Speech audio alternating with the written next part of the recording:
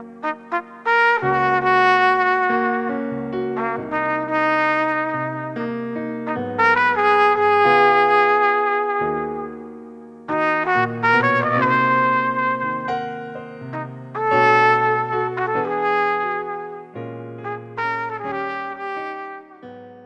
think what's going to be exciting is to hear the orchestra do something outside of, Concerto de Orchestra by, Bartok. Any great art, I think accessibility is important.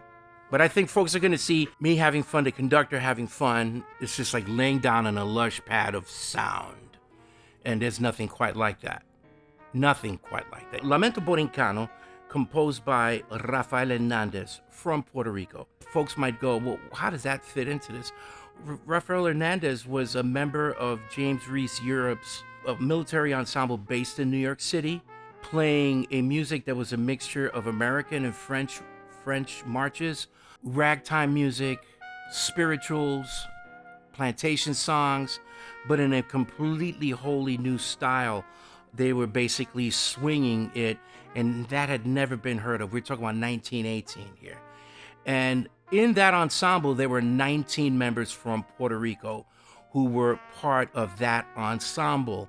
Early jazz or early ragtime music in New York City in the early part of the 20th century, there were already many Latinos in New York and Washington, D.C. And I think James Reese Europe's connection with recent arrivals from Puerto Rico into the United States helped them to realize that there were very good musicians in Puerto Rico.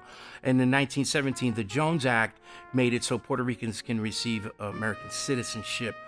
He was playing the valve trombone in that ensemble. There were many different, there were clarinetists, percussionists from Puerto Rico that were in this, let's take a marching band, a military marching band, but now they're playing music that is completely different than anything that Americans or Europeans had ever heard before. The song Lamento Borincano speaks of our traditions in Puerto Rico and how they are changing. It's kind of bittersweet, but it was important for me to include something by a Puerto Rican composer amidst the Johnny Mandels and the Thelonious Monks.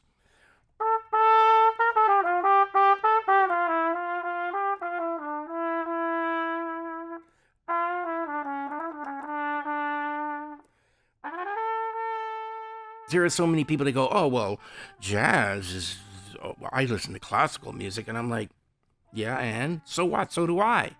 And I have a lot of recordings as well.